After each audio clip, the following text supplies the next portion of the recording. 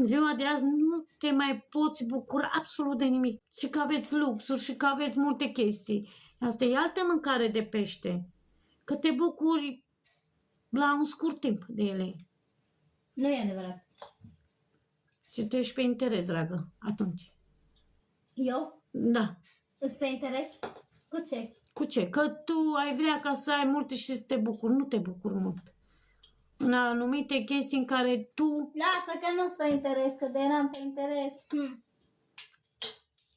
Era bine să fiu pe interes cu Să fii mulțumită, așa cum ești. Nu-s mulțumită. Vreau să-mi bag acid, botox, Da. în cur, în țâțe, în toate ele. În față vreau. Cum fac 18 ani, mă duc și știu că nu mânc. Atâta. Știu că mânc. Atâta mânc și tot îmi fac operații estetice. Du-te tu la dracu. Normal că orice fată...